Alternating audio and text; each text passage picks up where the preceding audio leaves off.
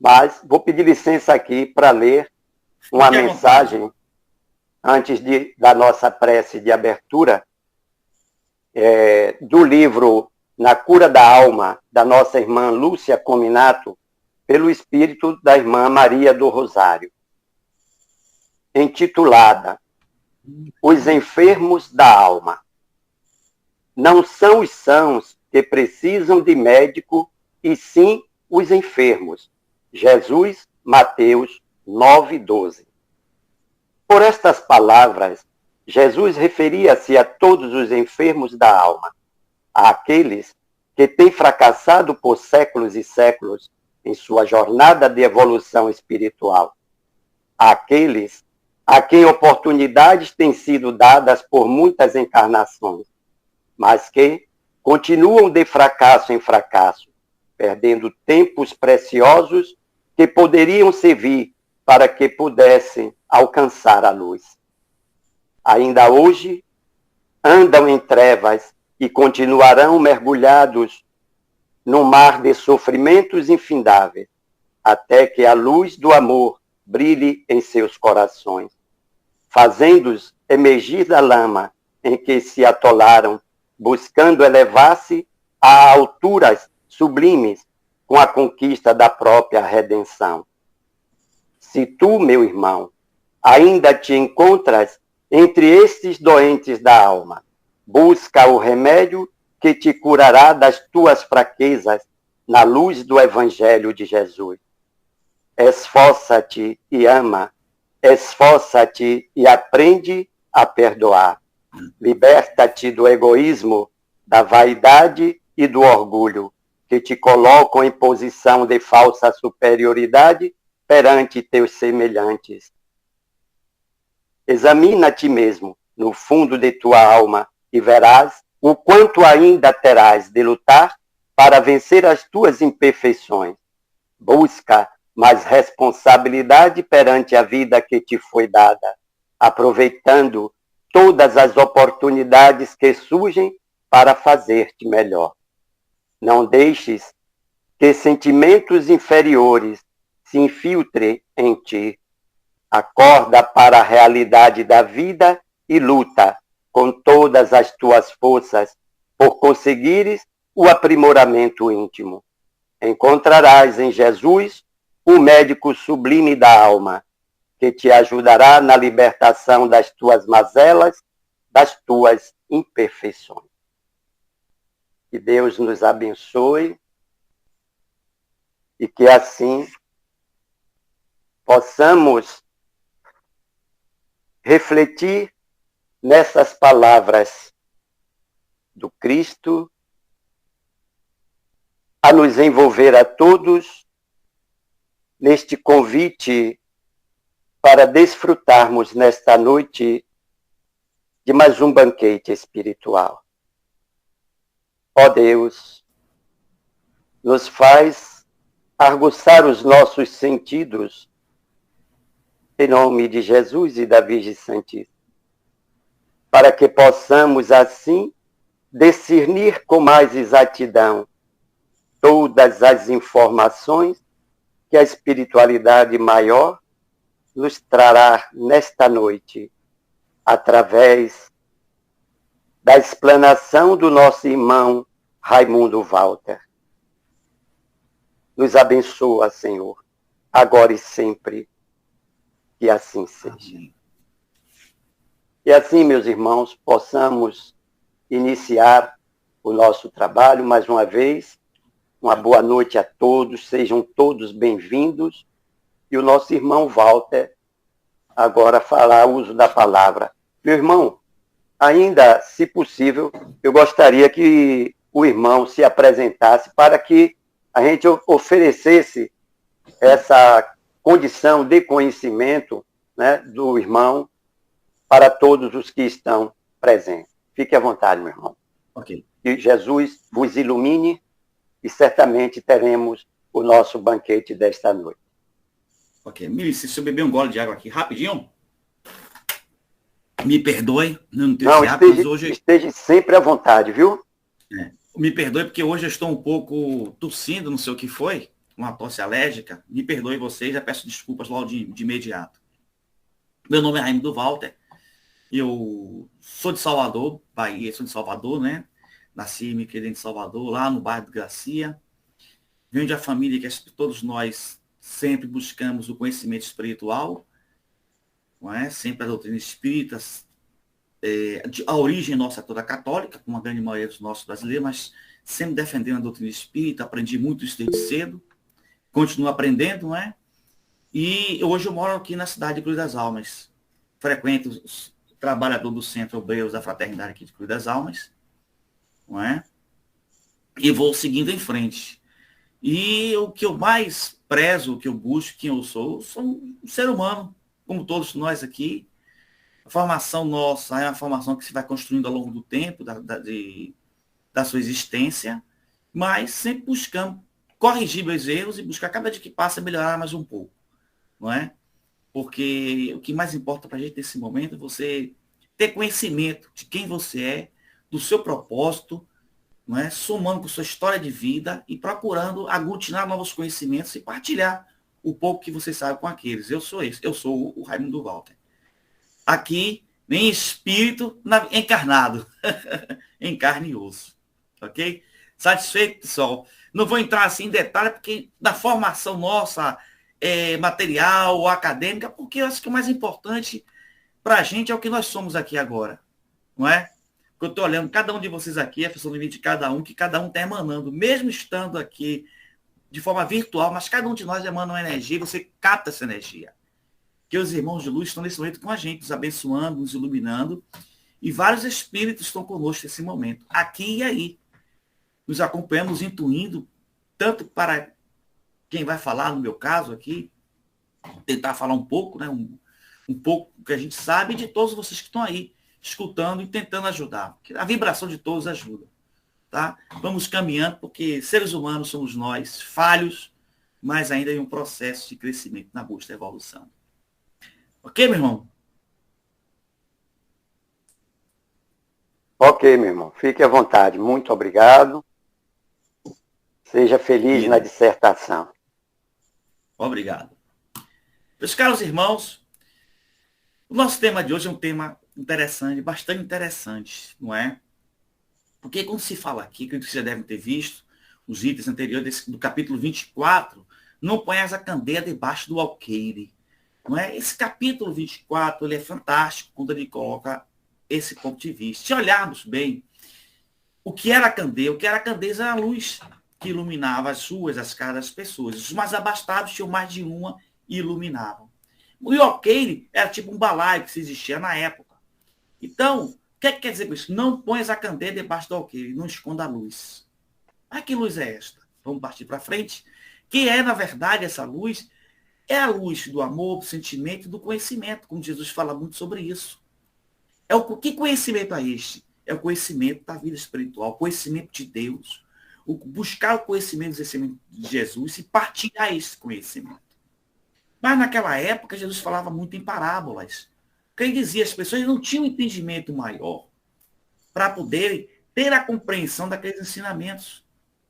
Observem, quando nós olhamos as histórias, o povo, como era muito imberbe, os processos da formação do planeta Terra estavam recentes, as pessoas viviam muito pela materialidade, muito pelo orgulho, pela violência. Então Jesus começou, quando veio esse mundo, veio exatamente para dar início a esse processo que nós estamos vivenciando hoje, que é o processo da regeneração da raça humana.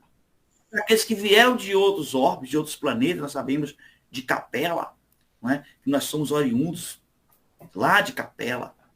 Então, é só um preâmbulo para entendermos mais ou menos o que significa essa questão desse capítulo 24. E aí partimos para o ponto crucial nosso, os dois itens, 11 e 12, que nos trazem exatamente uma relação profunda entre espírito, matéria, sentimento, amor, verdade, ética e moral. Está tudo incluso nestes dois itens. Como falamos até mais cedo, da abertura dos trabalhos, das mensagens subliminares dentro dos contextos. Tá? Porque cada texto desse, se você parar para interpretar, existem várias linhas de precisão, várias linhas que nos levam a vários conhecimentos trazidos pelo Cristo. Então, não são os que gostam de saúde que precisam de médico. O que quer dizer com isto? Não é? O que Jesus quer dizer com isto? Quando se fala esse texto. Então, ele diz o seguinte, que tudo isso aí, que a necessidade de médico, mas os enfermos que tem, deixar que são as pessoas mais excluídas, aos pobres, aos sofredores, que eram os mais necessitados de consolo, de esclarecimento das leis divinas. Então, essas pessoas eram mais preparadas para receberem esse conhecimento, por causa da simplicidade que essas pessoas tinham, de receberem esses ensinamentos. Uma nova luz, o povo tão sofrido, estavam mais apegados a exatamente esse conhecimento, acima da materialidade. Porque já os mais preparados, chamados mais preparados, vamos dizer assim, os mais orgulhosos, vamos falar um pouco desses orgulhosos, eles julgam todo o conhecimento e não estavam afeitos a novas informações, a mudarem o seu próprio raciocínio.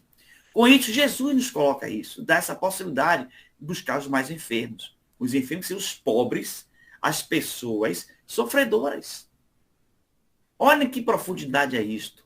Que quem diz que não é doente, que sabe tudo, eles não aceitam mais nenhuma informação, mas são os doentes da alma. Então Jesus veio para buscar aqueles sofredores que precisavam de um alento para vivenciar aquele momento, para vivenciar as novas mensagens do Cristo, as mensagens de Deus através da espiritualidade, e quem veio Jesus. Então, o que é que diz aqui o item 11? Estamos Jesus à mesa em casa desse homem, Mateus. Vieram a ter muitos publicanos e gente de má vida. Precisamos entender quem são os publicanos e gente de má vida. O que quer dizer isto? Para que possamos entender exatamente o texto, o que está aqui nesse contexto. E que se puseram à mesa com Jesus e seus discípulos. O que fez que os fariseus, notando, disseram aos discípulos: como é que o vosso mestre come com publicanos e pessoas de má vida? Tendo-os ouvido, disse-lhe Jesus: não são os que gozam de saúde que precisam de médicos. Então, o que quer dizer com isso? Que quem estava sentado à mesa era aqueles que precisavam de um médico. Então, pergunta-se: quem eram os publicanos? Quem eram essas pessoas de má vida que eram referenciadas aí? É por isso que nós precisamos entender que os publicanos, na época, quem eram os publicanos? É o que cobrava impostos para o Império Romano, que tiraram, que na verdade, eles tiravam essas pessoas do próprio povo judeu para fazer a cobrança, esses publicanos. E eles eram mal vistos por toda a sociedade, porque eles cobravam impostos. Então é isto que se fala dos publicanos. Então, eles, na verdade, eles eram arrendatários das taxas públicas. Eles cobravam essas taxas. Eram incumbidos da cobrança desses impostos, tá? De renda de toda espécie, tanto dentro de Roma como dentro do Império Romano. Eles eram os publicanos. E eram mal vistos. Tanto é que Jesus chamava também eles para se alimentarem, para participar do banquete. E, na verdade, o banquete de Jesus era o banquete do conhecimento. Mesmo tendo a mesa farta, Jesus chamava eles para conhecer. Qual é o maior banquete que Jesus trazia para todos? Era o conhecimento. Era a luz do conhecimento. Como eu falei com vocês no início do capítulo 24, fala: não colocai a candeia debaixo do alqueire. Então, você não podia esconder o conhecimento, que é através do conhecimento, através da luz do conhecimento, que nós podemos evoluir, que a sociedade toda cresce. Observem nos tempos atuais, quando nós temos tantos conhecimentos, a ciência descobriu tanta coisa, todas as pessoas estão tendo acesso. Todas, um certo percentual, não têm acesso ainda a algumas coisas, por conta da própria necessidade, da própria mente nossa, ainda, de ter pessoas que estão no poder, que se acham donos da verdade e escondem essa verdade. Ainda estamos vendo isso ainda, em pleno século XXI. Por isso que a cada dia que passa nesse processo nosso da regeneração do planeta, da mudança da humanidade, do comportamento, muitos fatos estão eclodindo na nossa sociedade.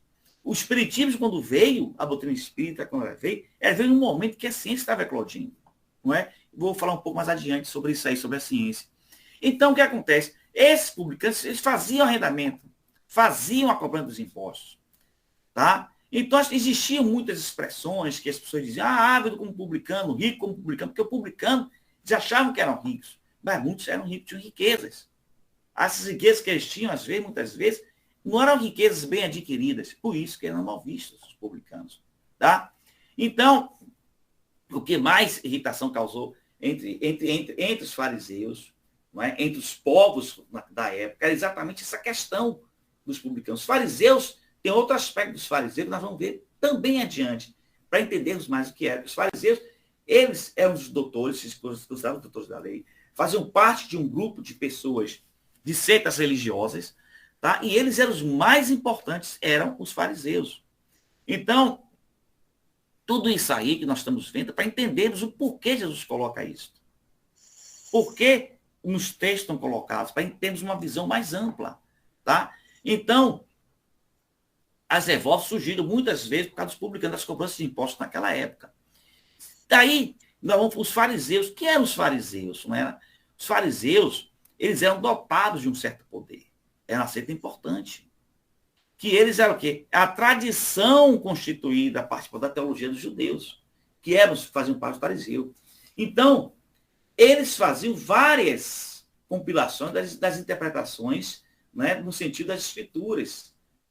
E tomando uma série de artigos, dogmas. Eles formavam os dogmas. Eles que definiam as leis, que tomavam o ponto crucial dessas leis e induzia as pessoas a acreditar nas leis.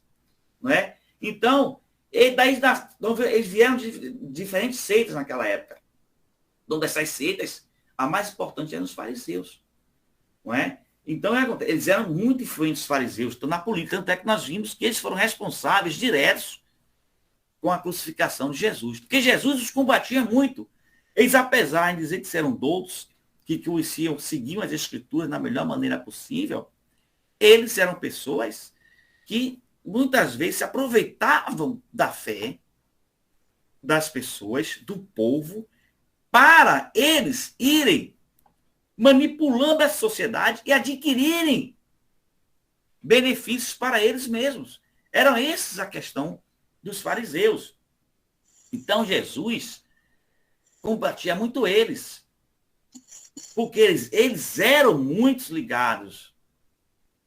Eles eram servis na prática, tá? Religiosa, faziam práticas exteriores do culto, inclusive eles faziam práticas exteriores dos cultos. Tá? Então, eles eram muito proselitistas. Com tudo isto, eles eram contra todos aqueles que inovavam, por isso que eles eram contra Jesus. Todo mundo que chegava com inovações nas ideias deles, eles eram contrários. Então, eles acreditavam na providência divina, ou fingiam que acreditavam na providência divina, não acreditavam muito. Então, eles acreditavam que, na verdade, na imortalidade da alma e na ressurreição, né? E na ressurreição dos mortos. Eles acreditavam ou fingiam nisso tudo, nesse aspecto. E eles pregavam muito, na verdade, a religião deles era chegar a seus fins pessoais. E queriam ter seus fins pessoais, os fariseus se usavam dela, como nós estamos vendo isso hoje. Existem determinados grupos religiosos que usam da religião como fim de alcançar seus objetivos pessoais. Era assim os fariseus. Então, essa é uma das partes iniciais que nós falamos aqui, que eram os fariseus, não é? E os publicanos. Mas adiante, vamos ver isso aqui. Tá? Então, voltando aqui, Jesus diz, tendo ouvidos, não são os que gozam de saúde que precisam de médico. O item 11. Então, o Jesus, na verdade, ele se acercava principalmente das pessoas pobres e dos deserdados, das pessoas que eram desviadas, eram como pares, não vou usar o termo pares da sociedade, que eram pobres. Que as pessoas, eles tinham fé. Não é isso? Eles tinham fé. Então, o que é que diz aqui o texto no Evangelho e no Espiritismo? Jesus se acercava principalmente dos pobres e dos deserdados, porque são os que mais necessitam de consolações. Não é? Dos cegos, dóceis e de boa fé, porque pedem que se lhes dê a vista e não dos orgulhosos que julgam possuir toda a luz e de nada precisar. Aí você vê essa introdução. Artigos dos publicanos e portagueiros. Falei de publicanos, falei dos fariseus. Tá? Então, vamos ver já já o que são os portagueiros, para a gente entender isto. Porque os portagueiros, na verdade, eles eram semelhantes aos publicanos. Só que eles eram, em menor, vamos dizer assim, eles até faziam a cobrança dos impostos menores, em lugares menores. Eles eram inferiores aos publicanos. Eles eram chamados arrecadadores de baixa categoria, eram esses, os portagueiros.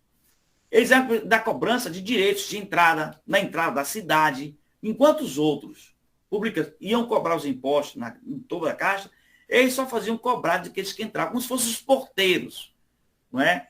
A função deles era dos empregados de alfândega, os recebedores daqueles que chegavam. Então era isso. E nesse processo, como eles tinham eram mais inferiores do que os publicanos.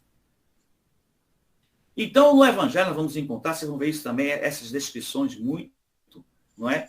Da introdução do Evangelho com o Espiritismo, explicamos exatamente essas linhas, quem eram essas pessoas, esses grupos, para que pudéssemos entender um pouco mais sobre os assuntos específicos do que se relatam os textos do Evangelho, ou do próprio Livro dos Espíritos e dos demais livros escritos por Kardec, trazidos para a espiritualidade. Então, tudo isso aí, eles compartilhavam da recursos dos publicanos. Por quê? Porque essa repulsa do povo sobre os publicanos recaiu sobre ele, porque eram semelhantes a ele, eles davam apoio aos publicanos. E eles dando apoio aos publicanos, então, vamos dizer o seguinte, gente de má vida, era isso que dava. Certo? Que o Evangelho se depara muito frequente com essa questão. Você vai ver muito, gente de má vida. Não eram pessoas assassinos, não é isso. Má vida porque, vamos dizer assim, é um termo de desprezo. Usava como desprezo para ele, porque também fazia as cobras. Imagine, você ficar na frente de uma cidade, você vai chegar numa cidade, chega alguém e lhe cobra. Só o fato de você entrar naquela cidade. Essa pessoa vai ser mal vista. E todos eles também ganhavam, tinham sua agenda baseada nisso. Alguns faziam vistas grossas, não é? Aquela questão do jeitinho que se fala, do jeito de dar alguma coisa. Se faziam vistas grossas, alguém comprava algum desses, pagava a parte para eles fazerem vistas grossas a determinados carregamentos. Um carregamento, por exemplo, que fosse no valor de 100 mil reais, ele fazia vista grossa, a pessoa dava R$1.000. Um exemplo. E passava. Então, eram pessoas de má vida. Porque também tinham apoio dos publicanos. Tem essa concepção toda no processo. Então, as pessoas não gostavam que eles cobravam impostos. Daí são os portagueiros. Então, tudo isso aí, o que é que Jesus fala exatamente sobre esse ponto de vista? Então, com Jesus, nós olhamos essas palavras, não é? Fala muito nesse aspecto da mediunidade. Jesus fala muito. Nisso aqui tem incluso, né, do próprio Evangelho falar isso, essa questão da mediunidade. Por que a mediunidade? Como Jesus fala sobre a luz, não colocar a luz baixo do alqueire, é a questão, volta a dizer, é o conhecimento. E a mediunidade, quando ela vem, muita gente diz que a mediunidade, todos nós cometemos esse erro. A grande maioria das casas espíritas, muitas vezes, algumas casas, não digo nem as casas, algumas pessoas escolhem o médium principal da casa. E dão a ele um título achando que é o melhor médium, aquela pessoa que tem a capacidade, que tem a mediunidade mais aflorada. Tem alguns que têm, outros não. Cada um no seu cada qual. Tá? Mas precisamos entender que cada um tem a sua característica. Não é? Tem sua característica. Cada um de nós tem a sua formação. Como o Valentim falou mais cedo. Cada um que chega aqui traz uma palavra. Cada um tem sua característica. Então, cada médium tem sua característica. Falava assim, mas a mediunidade é algo fundamental, muito importante, não é? Mas essa mediunidade devia ser dada só para aqueles doutores, aqueles melhores. Então, precisamos entender esse ponto de vista, o que se coloca com relação a essa questão da mediunidade, que é importantíssimo, não é? Então, como se fala isso da questão da mediunidade, que a mediunidade não é privilégio de ninguém, meus irmãos. Não é privilégio, não. Tá? Era a mediunidade, como diz o próprio André Luiz, tá? No livro dele, em que ele diz o seguinte, de que a mediunidade, na verdade, não é o tratamento de antigos desvios do espírito. Então, através da mediunidade, nós vamos conseguir melhorar a nosso eu interior, nosso espírito aqui encarnado. Quantos de nós, médios, que são médios, no passado já foram médios escarnecedores, já foram pessoas escarnecedoras, pessoas que levavam o mal ao outro, pessoas que traziam malefício para o outro, já foi muitas vezes aquele criminoso, aquele guerreiro que acabou com os matou as outras pessoas. Isso está tudo no livro de André Luiz, Vivendo o Evangelho, psicografado por Antônio Baduí Filho. Então está tudo nesse livro daí, se podem ver, estudando. Então, André, os espíritos falam muito isso, nossos irmãos espirituais. A mediunidade é para tratar as nossas mazelas, aquilo que nós trouxemos. Por que o princípio da reencarnação? Olhem que nisso tudo está o princípio da reencarnação. A reencarnação é um processo de cura, é uma oportunidade que nós temos de nos encontrarmos, de melhorarmos os nossos problemas, de nos melhorarmos a cada dia que passa dentro da seara do Cristo. E ele nos dá essa oportunidade. O que nós estamos fazendo aqui agora, esse diálogo, esse nosso bate-papo, estamos sendo intuídos. Cada um de nós tem uma característica interessante na sua vida. Cada um de nós tem uma capacidade. Observem que todos nós que estamos aqui, estamos envolvidos na doutrina espírita, mas temos nossos afazeres externos da vida cotidiana que se faz necessário. Cada um de nós aqui tem uma atividade profissional. Ou já tiveram e já estão aposentados, mas continuam trabalhando na seara do Cristo, educando, ajudando a um, ajudando a outro, numa palavra, num bom dia, uma boa tarde. Quantas vezes somos intuídos o tempo inteiro para tomar determinadas decisões em prol do outro que necessita? Tá? Então, é necessário abraçarmos esse conhecimento. E a mediunidade é exatamente isto. Ora, muita gente fala, muita gente se admira, muita gente acredita, fala-se, porque aquele que, por ver a mediunidade, já considera pessoas indignas, capazes de usar o mal. Já tem muito isso. Nós sabemos que tem pessoas que usam a mediunidade para praticar atos libidinosos, atos ruins, atos que vão de encontro a todo o princípio ético e moral do Cristo. Se nós começarmos a olhar a doutrina espírita no estudo mais aprofundado, falando sobre ética e moral espírita, vamos perceber quantas mazelas a pessoa que tem, o irmão encarnado, que tem um poder, que tem a mediunidade, qualquer que seja ela, clareaudiência, tá? Clareaudiência, tudo isso é incorporação, é todos a psicografia, mas se utilizarem para o mal, essas pessoas vão sofrerem mais adiante pelas suas próprias mãos. Porque Deus nos deu livre-arbítrio. E a mediunidade foi nos dada essa capacidade que nós temos de entendimento para que pudéssemos evoluir, para que pudéssemos aprender e estender as mãos para o outro. Como Jesus disse, amai o próximo como a ti mesmo. Então, a mediunidade, ela é uma inerente à disposição orgânica do ser humano. Todo e qualquer ser humano pode ser dotado da mediunidade. Uns com graus diferenciados do outro, baseado na necessidade de cada um, da evolução, do aprendizado de cada um. Não é? Então, nenhum homem, tá? Ele pode fazer, todo ser humano, ele vai fazer do seu livre-arbítrio. Nós temos livre-arbítrio para pensar. Como é que eu vou dizer que ninguém vai abusar do seu livre-arbítrio?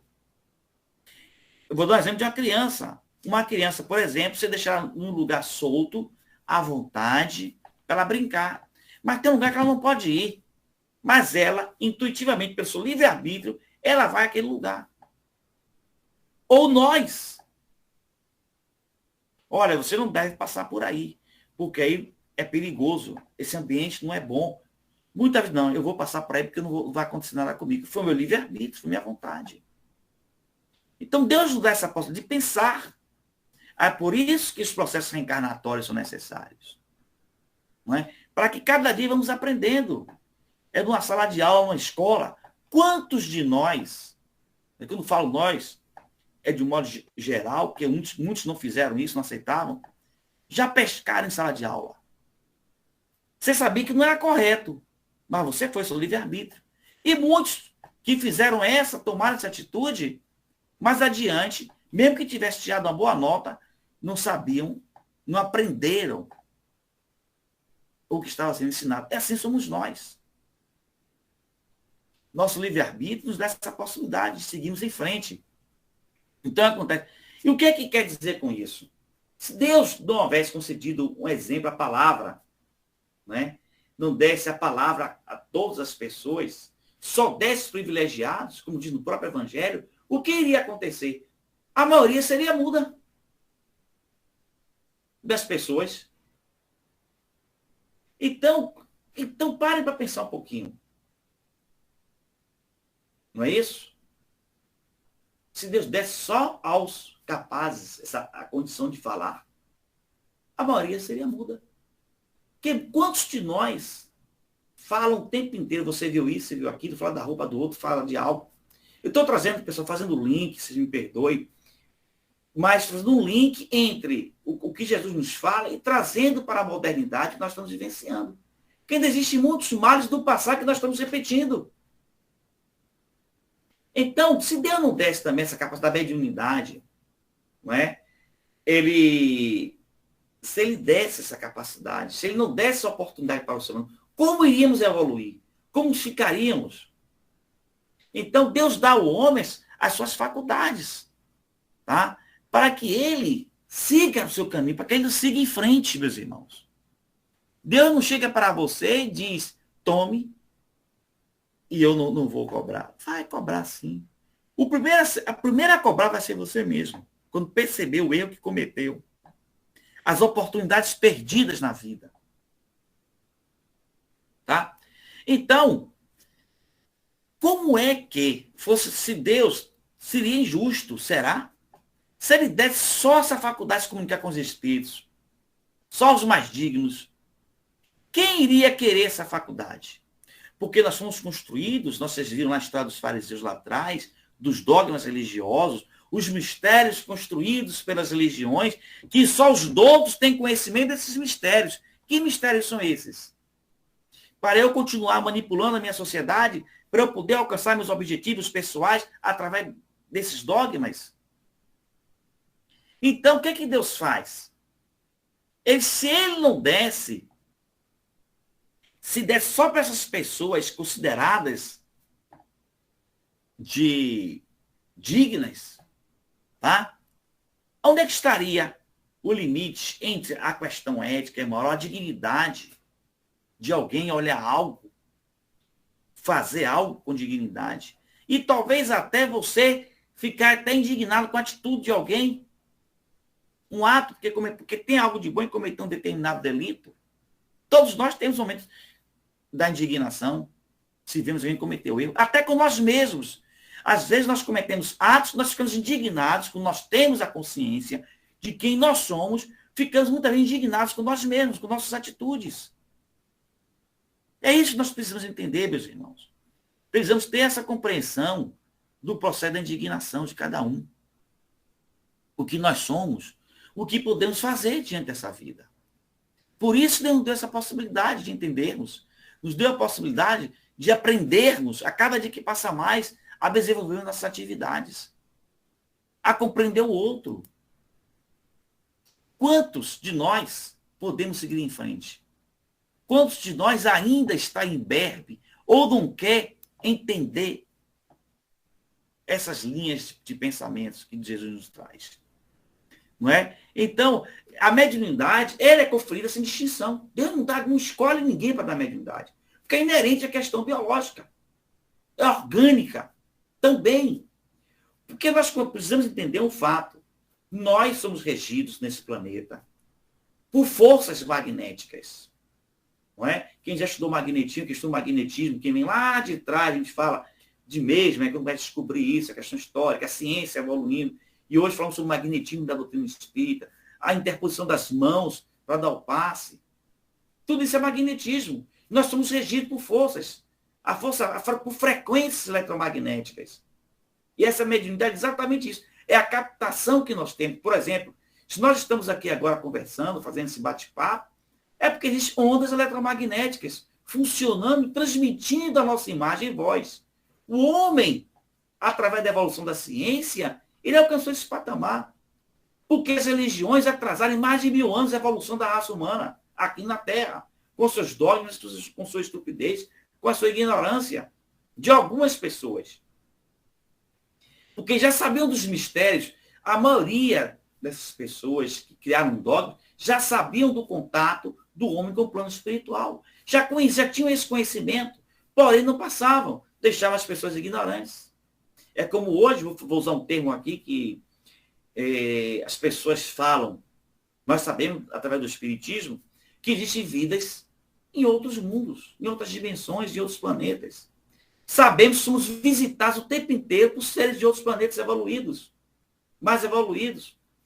A humanidade descobriu isso há muito tempo atrás. Só que os grandes países, as grandes potências, o que elas fizeram? Esconderam a presença dos objetos voadores identificados, de civilizações que já aportaram aqui na Terra com novos conhecimentos e já convivem conosco, além dos espíritos que se materializam no nosso plano. Espíritos extremamente evoluídos se materializam.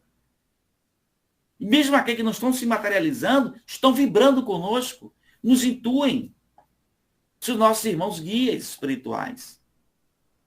Então, como eu falei antes, olhem só 2 itens do Evangelho aonde nós estamos entrando. Porque nós não podemos ficar, meus irmãos, presos à questão religiosa. Porque quando perguntaram a Kardec se o espiritismo era religião, Kardec responde, vou usar minhas palavras baseado no que Kardec diz, se vocês forem falar que o espiritismo foi baseado nas religiões conhecidas, com dogmas, com líderes, com proeminentes, o espiritismo não é religião. Mas se você falar que o espiritismo é a doutrina trazida por Jesus e ensinando a amar o próximo, posso dizer que é religião nesse sentido. Mas a doutrina espírita é pautada por quê? Filosofia, ciência, moral e ética, a religião está inserida nessa questão moral e ética. Observem todos nós, que tudo nós fazemos no aprendizado do espiritismo, fala em quê? Amar o próximo como a ti mesmo. Isso é uma ética, é uma moral. Não é? Faça ao outro aquilo que eu achei que fizesse a ti. Isso é moral, isso é ético. Olhem a profundidade desse aspecto doutrinário, da doutrina espírita. Então, quando ele fala que a mediunidade é dada essa distinção, é a fim de que os espíritos possam trazer à luz a todas as camadas sociais, a todos os grupos da sociedade, tanto ao pobre como ao rico. Quantas pessoas ricas, riquíssimas, têm a mediunidade e fazem trabalhos belíssimos, porque tem na fortuna, lembrem o óbolo da viúva, tem a fortuna e fazem caridade, ajudando o outro, sustentação. Quantos? Quantas pessoas pobres que não têm o mínimo conhecimento da ciência, não sabem nem ler, nem escrever, têm a mediunidade e fazem trabalhos belíssimos, fantásticos. Quantos irmãos espirituais se aportam dessas pessoas por intuição? Quantos irmãos se apresentam nos vários gêneros de civilizações aportam aqui na Terra, com sua linguagem peculiar?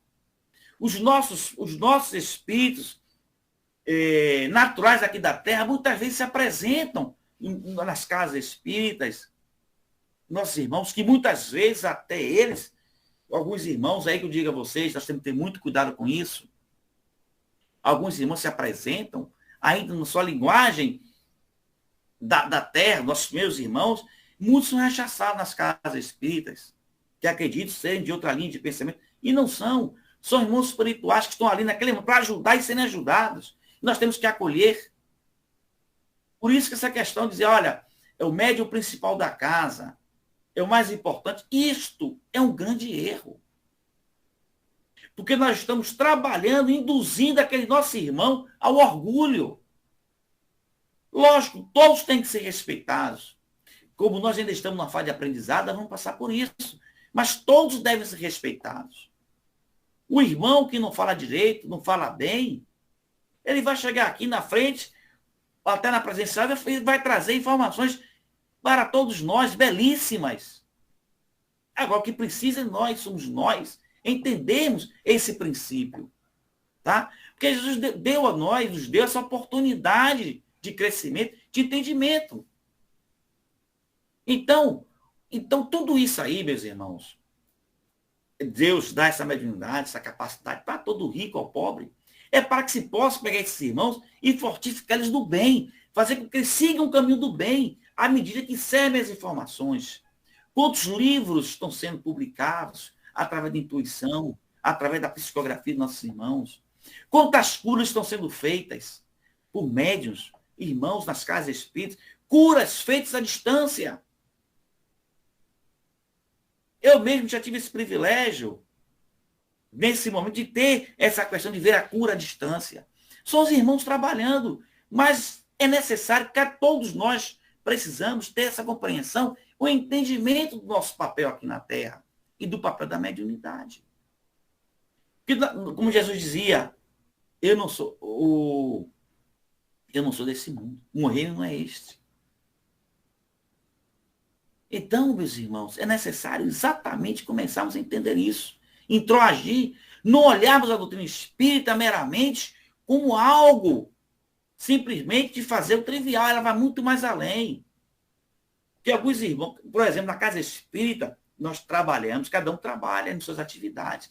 Uns falam fazendo as palestras, outros dão trabalho na mediúnica, outros irmãos estão imbuídos no processo, vamos dizer assim, da parte de lidar com as pessoas do tratamento espiritual de cada um. Uns estão no trabalho de levar o agasalho, a sopa, não é? O alimento para outras pessoas. Tudo isso está inserido no contexto do trabalho de cada irmão.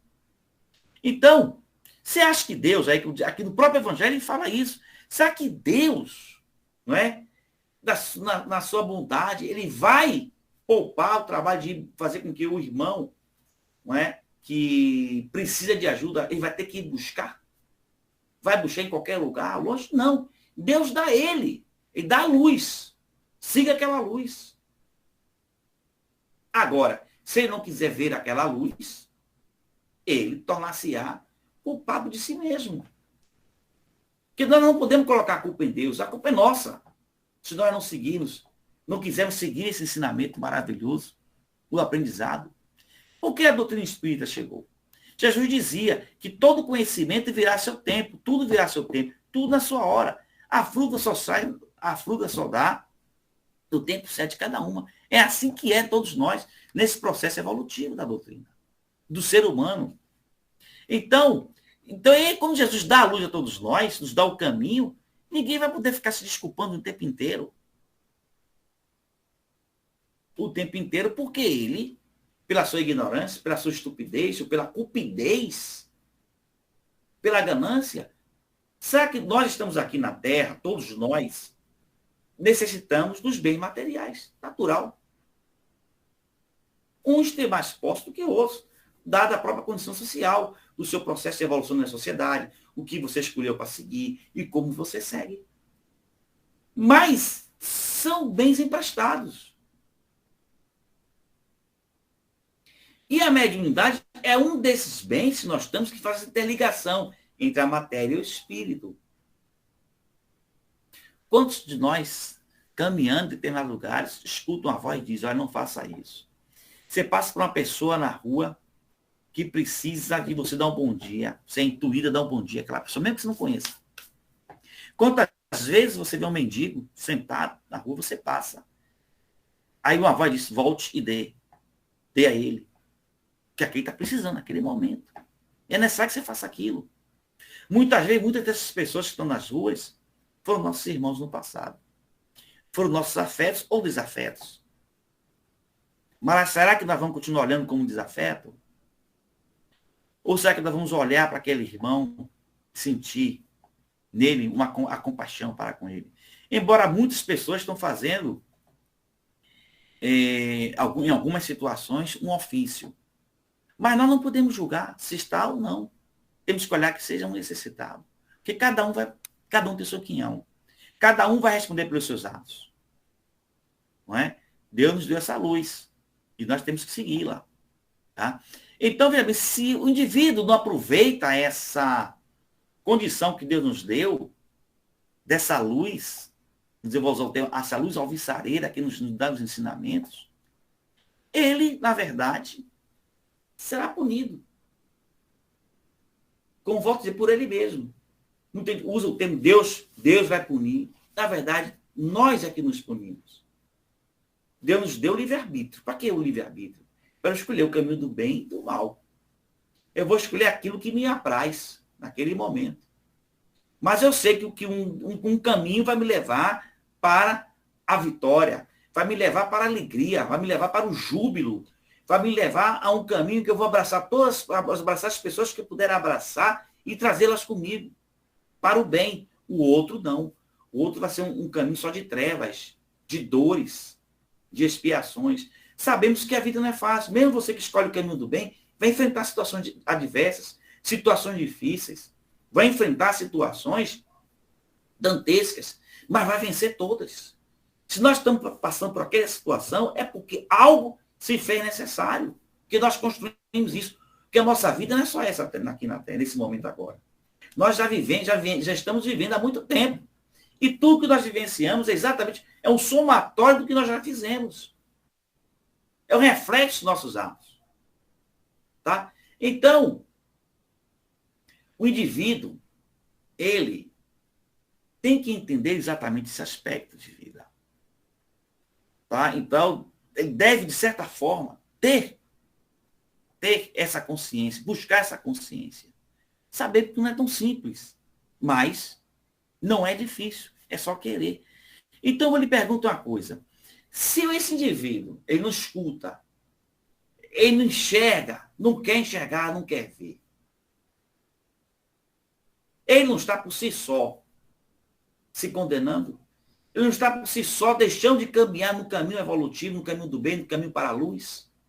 Ele não está botando o alqueire sobre a candeia. A candeia, a luz que Deus lhe deu. Então eu estou encobrindo aquela luz, eu vou ficar o tempo inteiro eu vou viver na escuridão ou na penumbra. Até eu encontrar a saída. Quando eu perceber que a luz está na minha mão. Eu posso deixar acesa. Então, se ele não aproveita essas indicações, ele pode perder, inclusive, essa faculdade. A faculdade mediúnica ele pode perder, ou, no caso, os espíritos que vão estar na mesma frequência dele, pela perversão do seu conhecimento, os nossos irmãos, não é? Obsessores, vão estar o tempo inteiro em cima dele, trabalhando com ele. Nós já vimos vários casos aí que explodiram, afora de irmãos nossos, que perderam, usaram de forma errônea a sua capacidade mediúnica.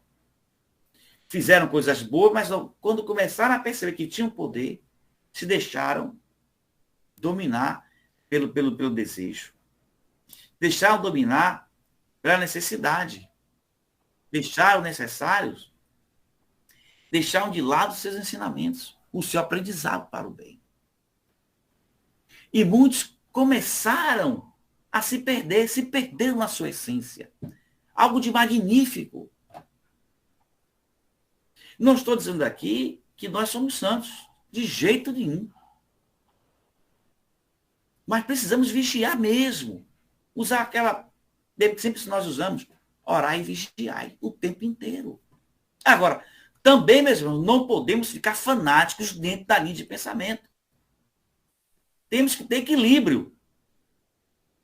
Porque eu tenho visto, às vezes, por exemplo, eu já tive algumas casas espíritas, os irmãos chegaram para mim assim, você tem que trabalhar. Não pode. O que é trabalhar na doutrina espírita? Muitas vezes você não precisa estar dentro da casa espírita todo dia para fazer um bom trabalho. Você está na educação dos seus filhos. Esse é um trabalho evangélico. Na educação no lar.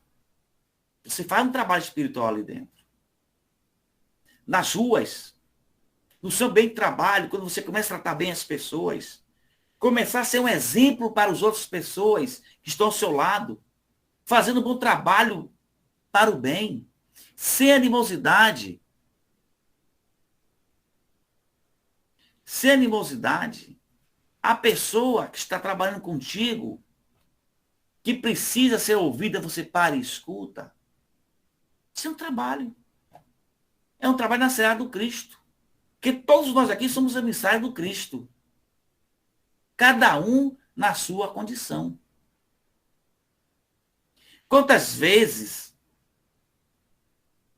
muitos estão no bem de trabalho, tá? No comando de uma equipe e tratam mal aquele que está sendo comandado por você. Isso é um trabalho contrário ao Cristo. Mas a doutrina espírita nos ensina, Jesus nos mostra o quanto podemos trabalhar. Tá? Mesmo fora da casa espírita. Agora, é necessário o estudo. O estudo ele é fundamental para termos nosso conhecimento, para que possamos evoluir. Precisamos estudar e buscar a fundo. Mas não é o buscar, o estudar, para você dizer, eu sei. Eu aprendi a ser mais do que fulano. Não. O aprendizado que você tem foi feito para que você repasse, você aprenda, modifique o seu eu para o melhor. É isso necessário do aprendizado. E o aprendizado é necessário. Quando você aprende, mais você fica leve. Quanto mais você busca esse conhecimento, você torna-se uma pessoa melhor. O amor vem à tona. O amor por todos e pela doutrina, que essa doutrina é apaixonante. Mas não é aquela paixão física, mas é aquela paixão de profundidade. É aquele sentimento de amor. Não é nem a paixão, que a paixão é algo passageiro, mas é o amor. Quando você começa a estudar, o amor vai fluindo. Agora, não podemos ficar, vou usar o termo, não é? Um termo popular, presos e fanáticos. Tudo foi o Espírito que fez. Tudo está acontecendo. Não é assim. Muitas coisas nós construímos, vibramos e trazemos determinadas vibrações. Precisamos entender, por isso que é necessário o estudo. Porque a doutrina espírita, ela veio na França, naquele período da França, do franco iluminismo, quando o iluminismo estava em franco desenvolvimento. As ciências, as artes vinham à tona. Por que isso? Não é? Porque para termos uma maior compreensão, entendimento do conhecimento. Tanto é que todo conhecimento que a humanidade já tinha sobre a questão dos fenômenos espirituais, Kardec foi o que ele fez, Kardec. Kardec vai e, através dos espíritos, condensa, codifica em livros. É óbvio que o tempo vai evoluindo. Algumas palavras nós encontramos, mas os livros escritos por Kardec continuam atuais. Continuam atuais. É óbvio que nós vamos trazer muitas coisas para a atualidade, mas continua atual. Eles continuam atual. A Gênese ela é um livro fantástico, que poucos estudam a Gênese. É um livro que diz o seguinte, que tudo aquilo que a ciência provar, contrário ao que os espíritos falaram, os espíritos vão entender. Mas até hoje, a ciência não provou nada ao contrário, muito pelo contrário. A ciência, cada dia que passa, comprova a doutrina dos espíritos, comprova os ensinamentos dos espíritos. E a ciência tem provado a existência de Deus. Puxa, mas essa palavra forte tem provado sim. Tem mostrado que tudo está além da capacidade do homem, tudo é criado todos os dias. Os telescópios estão criando os telescópios mais potentes hoje do mundo, eles estão mostrando as galáxias mais distantes. Estão nos mostrando tudo aquilo que nós estamos vendo. Tudo no mundo. Então, meus irmãos, isso é necessário, esse aprendizado nosso, essa compreensão, esse entendimento por parte dos espíritos. Precisamos entender isto de uma forma mais profunda. Olhem só, como falei antes com vocês, que cada texto que trazemos dentro da doutrina, ele é fantástica. Né? Então, quando voltamos àquela questão dos irmãos que recebem a luz, então eles vão que não recebem a luz e não querem entender a luz, não querem colocar a luz à sua frente, no candeeiro para iluminar, eles continuam presos às suas aflições. Tá? Então, eles são assim mesmo, porque pessoas que endureceram seus corações. Então, voltando a dizer, a mediunidade, na verdade, ela não implica relações habituais com os espíritos superiores. Não. É uma aptidão que nós temos para servir de instrumento para entrar em contato com os espíritos, receber as intuições espirituais, tá? Para compreender, buscarmos esse entendimento do trabalho espiritual. Buscar o entendimento do que nós somos. Então, o bom médium não é aquele que comunica facilmente, mas aquele que é simpático aos bons espíritos. E somente deles tem assistência. Então, o que é um bom médium? Como é que você constrói um bom médium?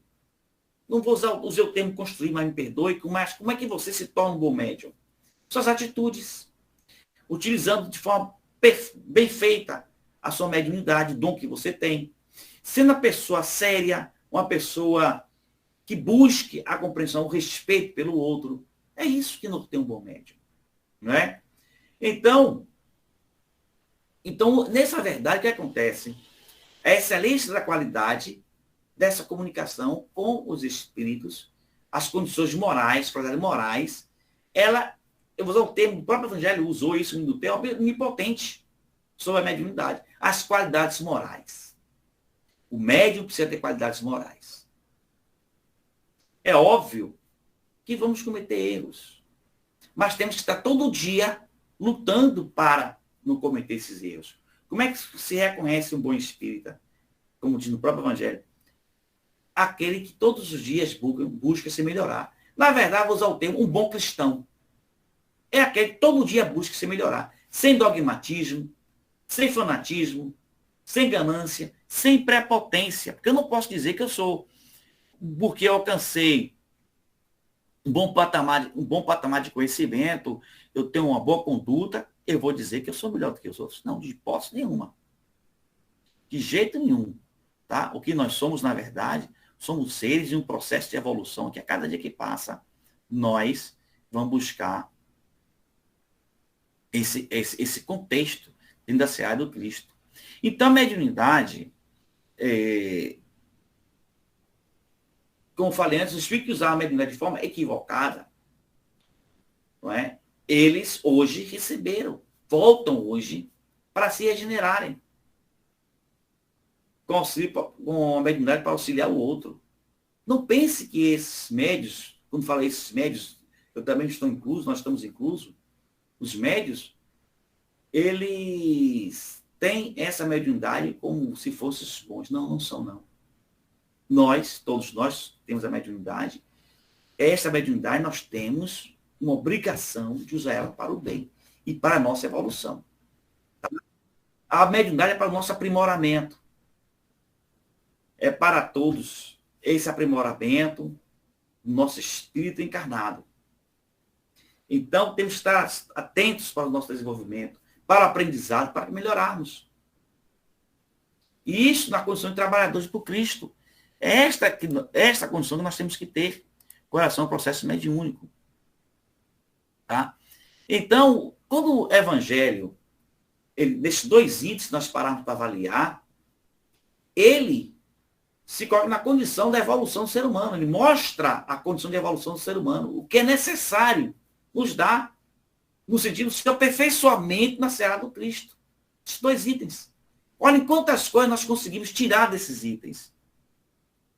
Então, Jesus, ele nos mostrou que os mais humildes são aquelas pessoas. Não é porque ele é pobre em dinheiro, mas são as pessoas humildes de coração, que precisam ser ouvidas. E elas aceitam muito mais ensinamentos opostos aos controles da lei. Então, esses doutores, podemos ver, criaram seus dogmas e mistérios para atender seus próprios interesses. Isso vai de encontro a todo princípio.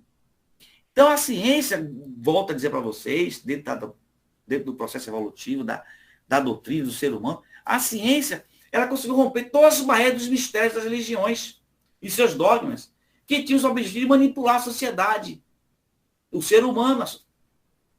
Tá? Então passou a compreender que muitos dogmas preconizados pelas religiões eram, na verdade, forma de dominação sobre a própria sociedade. A ciência veio, como já falei sobre você, para ver a existência de Deus. Ela prova a ciência. Então, meus caros irmãos, estudo é fundamental para que nós possamos ter a percepção da vida.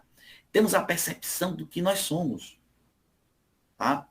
Então, as palavras de Jesus sempre foram para nos mostrar o conhecimento. E hoje, elas estão sendo totalmente mostradas.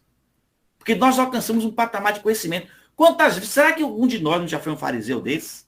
Não já foi um publicano? Não é? Será? Estamos aqui hoje, trabalhando conosco. Eu estou aqui hoje falando, tendo esse privilégio de falar. Será que eu, no passado, cerceei outras pessoas de falar em nome do Cristo e hoje eu tenho que fazer isso? Tenho que falar em Cristo? Será que em outras épocas, muitos daqui de vocês que estão aqui assistindo esse bate-papo nosso, não queriam ouvir e hoje precisam ouvir? Então, é necessária uma reflexão de cada um. Que eu sei que aqui no grupo tem pessoas que têm um conhecimento vasto. Sente. Tem um vasto conhecimento da doutrina. Muitos aqui são procurados por outros irmãos para conversarem, para desabafar seus problemas. Outros aqui têm o dom da palavra. Aqui no grupo que eu estou falando. Outros têm o dom, têm a capacidade de comandar a equipe, de fazer com que a equipe funcione. Cada um tem sua capacidade. Então, caros irmãos, irmãs, companheiros que estão aqui nesse momento, precisamos sim amar mais, sentir mais, buscar mais humildade dentro de cada um de nós. Buscar esse sentimento com profundidade. Buscar o conhecimento da doutrina. Para que cada dia que essa doutrina chegue, para cada dia que estudarmos, que aprendermos, possamos transmitir melhor para o outro. Porque tudo isso aqui é um exercício.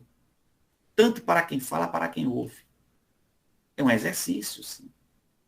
É um exercício da paciência. É um exercício do amor. Então, precisamos entender que nas perturbações do egoísmo, faz aos outros o que deseja que os outros te façam. Isso é fundamental. E está aí inserido, está embutido nessa questão aí, das 11 e 12. Observe que no estudo do Evangelho, da doutrina espírita, no livro todos os livros, livro dos médios, obras póstumas, todos, céu e inferno, sempre está falando no amor. Céu e inferno, quantos depoimentos de espíritos desencarnados nos mostram, não é? Nos mostram que vivenciaram, que são hoje. Então, se tivermos com cólera, naquela agonia, aquele nervoso, procure a paciência em si. Deixa a paciência tomar conta de você naquele momento. Revolta, humilhe-te, serás exaltado no momento da revolta. Tá? Não se revolte. Estamos vendo hoje, meus irmãos, momentos cruciais no planeta Terra. Mas vamos falar aqui do nosso Brasil. Nosso Brasil está vivendo momentos, já vem vivendo há um certo tempo, momentos de agruras, dificuldades, muita violência, muitas mudanças de comportamentos, tá?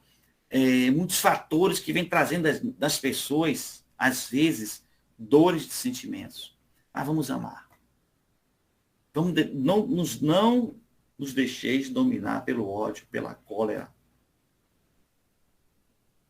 Porque estamos passando por esse processo de regeneração. Agora, está na hora da colheita. Vou usar o termo bíblico do Apocalipse que fala, está na hora da separação do joio do trigo. Então, meus irmãos,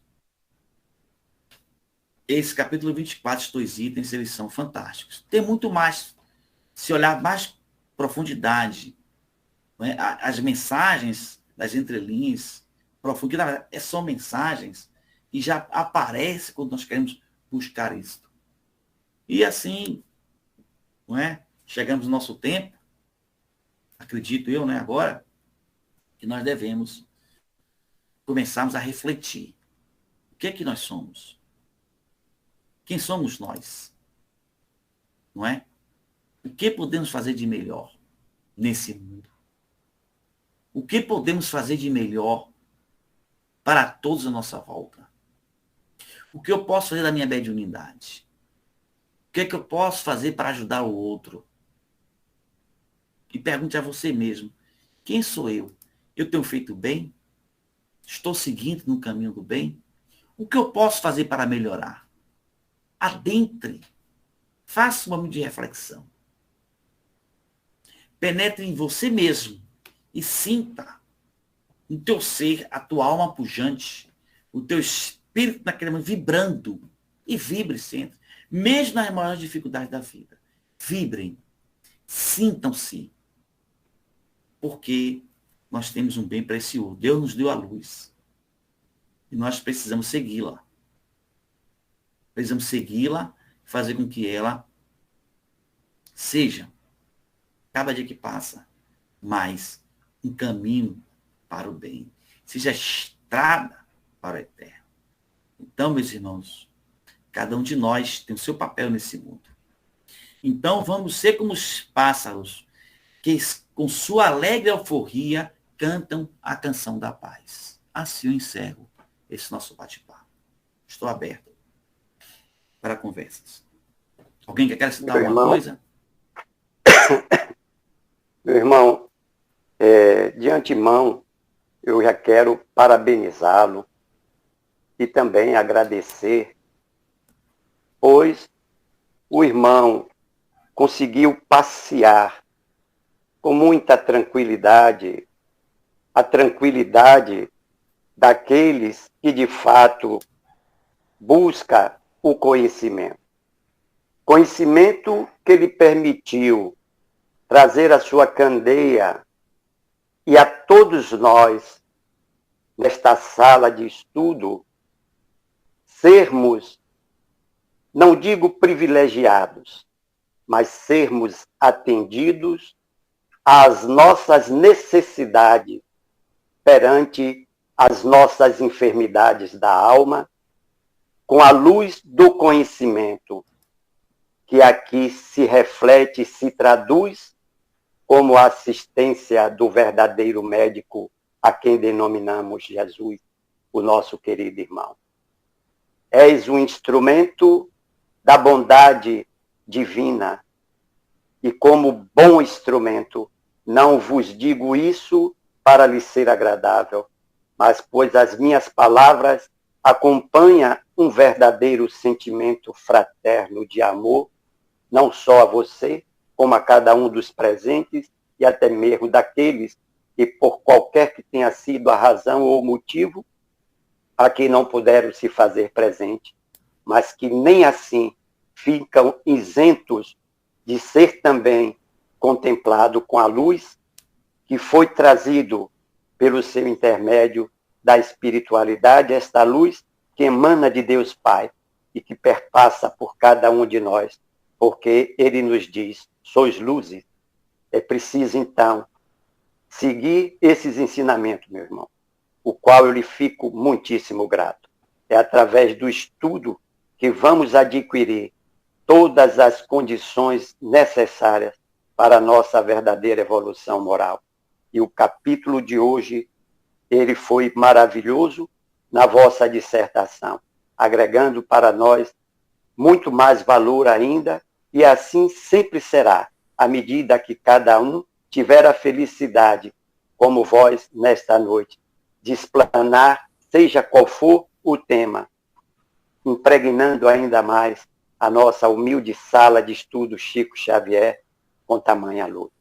Um abraço fraterno, fica aberto aí agora para que os demais irmãos que assim queiram e possam façam as suas perguntas, tirem as suas dúvidas, ou, se assim por bem achar, possa também acrescentar dentro do tema que nos foi tão bem apresentado, mas que, como temos aprendido com a própria espiritualidade, não existe nada tão bom que não possa ser melhorado.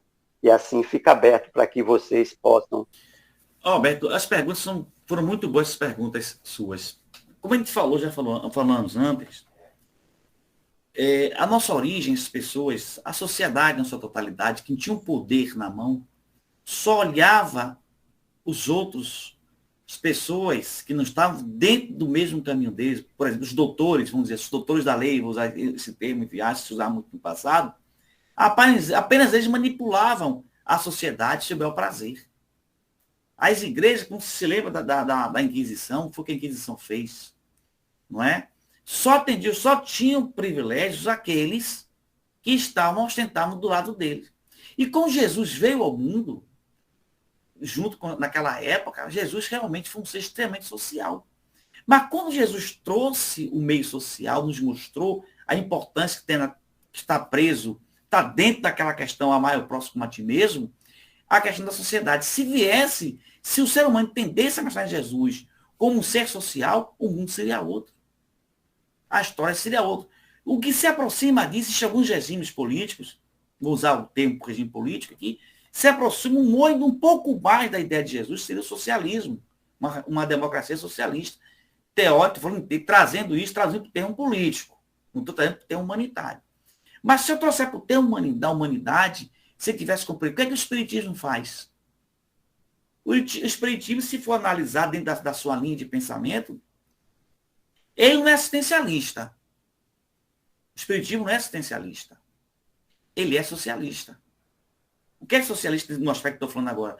No aspecto de ser um grupo de pessoas, uma doutrina, assim, que lida com a questão social. Quando o Espiritismo traz o ensinamento de Jesus, quando nos mostra amar o próximo de Jesus, amar o próximo a ti mesmo, os trabalhos que são feitos nas casas espíritas, buscando as pessoas mais humildes, dando ensinamento, dando conhecimento, que quando você traz essas pessoas mais humildes para dentro da casa espírita, o que acontece com elas? Você está dando conhecimento. E é isso que Jesus fez, deu conhecimento. Então, está trazendo essas questões às pessoas para o lado social, ou seja, dizendo para as pessoas, olha, todos vocês têm o seu papel importante na sociedade. Mas, para o poder, quem está no poder materialista, não é interessante que as pessoas tenham esse conhecimento, essa condição de vida social. Tá? Então, quando vocês param para analisar bem essa questão social, Alberto, ela é muito profunda. Que as pessoas, quando elas estão trazendo você para o lado social, você muda o patamar dessas pessoas. Quando você não é você ser assistencialista, mas ensinar a pessoa, como dizia Jesus, não é? Não dê a vara, não dê o peixe, ensine-o a pescar. Então, quando você traz essas pessoas, não é? Para o meio nosso, todos eles lidando com igualdade, mostrando o caminho correto, está fazendo uma sociedade melhor. Então, se as pessoas realmente vissem isso, trazer Jesus como um ser social, vai impactar em muitas religiões dogmáticas que ainda existem por aí. Que eles querem colocar Jesus como um ser que tem que ser só adorado. Mas não é você adorar Jesus. Você tem que entender Jesus. Seguir os ensinamentos de Jesus. E aí você torna o povo mais social. Você traz a sociedade para um patamar melhor. Porque o interesse hoje, se eu estou trazendo isso, que tudo envolve um pouco o comportamento humano, e esse comportamento humano, ele envolve as questões sociais, que estão inseridas no contexto da organização social e política de um povo, de um país, mas as pessoas estão vendo a materialidade. Lembre-se do que eu falei dos fariseus lá atrás. O que é que os fariseus faziam? Quando Jesus combatia eles, por quê? Porque Jesus é um ser social e trouxe o conhecimento social para a gente. Nós, que ao longo do tempo, começamos a obscurecer esse ensinamento de Jesus, ensinamento social. Vem o Espiritismo, eclode e nos mostra isso. Por que o Espiritismo foi combatido durante muito tempo? As religiões espiritualistas, outras religiões espiritualistas foram combatidas. Por quê? trazem o sentimento, a educação social. Vocês, todos nós, vou usar um termo comum que se usa hoje, todos nós fazemos parte de uma mesma aldeia. Fazem parte do mesmo grupo. Então, como você coloca, se Jesus, se pegasse o ensinamento de Jesus e trouxer para a parte mais social, o mundo se estaria bem melhor. Está melhorando um pouco. E nós, espíritas, temos esse papel. Temos essa obrigação de trabalhar essa questão social. Sem preconceitos de ninguém. Mas sim ajudando essas pessoas que estão aí. Porque Jesus trouxe desde o passado, vou usar novamente o termo que muita gente condena, às vezes, socialismo. O que é socialismo? Socialismo é trazer todos de uma forma igual, que o homem construiu. E Jesus mostrou. É um ser social. É respeitar uns aos outros. Aqui agora, nós não estamos aqui juntos, discutindo, debatendo, com perguntas. Isso aí chama-se junção social. Que cada um, dentro da sua linha de pensamento, perguntando, discutindo e respeitando cada um na sua condição. Foi isso que Jesus nos ensinou, que vai entrar na questão da ética e moral. Por isso que Jesus, né, falava em parábolas, porque as pessoas não estavam ainda preparadas para ter esse conhecimento. E você foi bem próprio na sua colocação aqui. Todos vocês, né, as perguntas foram excelentes, fantásticas, e eu tenho que agradecer, em primeiro lugar, a Deus, ao Mestre Jesus, por estar aqui com vocês, por esse belíssimo convite, o qual me proporcionou essa possibilidade de conhecer novas pessoas, um novo ambiente, uma nova casa espírita, que sempre nos dá essa possibilidade, que nós estamos aqui, meus irmãos, juntos para buscarmos esse aprendizado, esse conhecimento. E volto a dizer, o estudo ele é fundamental para cada um de nós. Quem estiver estudando, pegou um livro, não entendeu, de imediato, leia de novo. Pesquise, para buscar. Porque todo conhecimento, ele vem a primeira vez, ele nos causa dúvidas. Quantas vezes eu já li o livro dos Espíritos, vou e volto, o Evangelho vai e volta, todos os livros, e outros que surgem aí. A gente nunca sabe nada. Então, vamos pedir intuição aos nossos irmãos espirituais para que possamos seguir sempre em frente. Então, agradeço a vocês mais uma vez. Deus abençoe a todos. Muita luz para esta casa espírita, que eu sei que está emanando uma grande energia nesse momento aí. Todos vocês. Né? Dentro de suas casas, que essa luz divina, ela alcance todos vocês. Caros irmãos, nesse momento encerramos nossos trabalhos. Agradecemos a espiritualidade maior. Nós, irmãos, encarnados e desencarnados, que neste momento estamos juntos no aprendizado da Seara do Cristo. Vós, irmãos, que estão aí presentes, aí na Terra, nesse aprendizado do dia a dia. Muito ainda há que se fazer, muito ainda há que se trabalhar. Vós sois privilegiados de estarem nessa seara, nesse trabalho profícuo, trazido pelo Mestre Jesus há anos, há séculos nesse planeta Terra.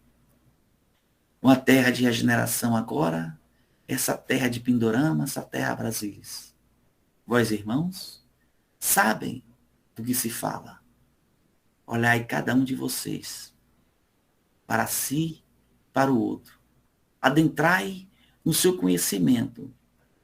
Adentrai com mais profundidade no teu coração. Vós que estão sentindo nesse momento a preocupação, a dor, o sentimento de algo que nesse momento te afeta. Cara irmã, cara irmão, abraçai-vos uns aos outros. Agora em vossas casas. Ao terminar esta pequena fala, abraçai aqueles que estão ao teu lado. Abraçai e se reúnam. Façam uma pequena oração. Isto é o que os irmãos pedem na nossa espiritualidade. Para que possa cada um de vocês vibrarem neste momento em Cristo e orando pelo mundo, pois precisa de muita oração este planeta Terra. Meus irmãos, muito obrigado por mais um dia. Se sendo, agradeço a vocês, agradeço ao Pai Maior por estar aqui presente. Que Deus abençoe a todos. Um forte abraço.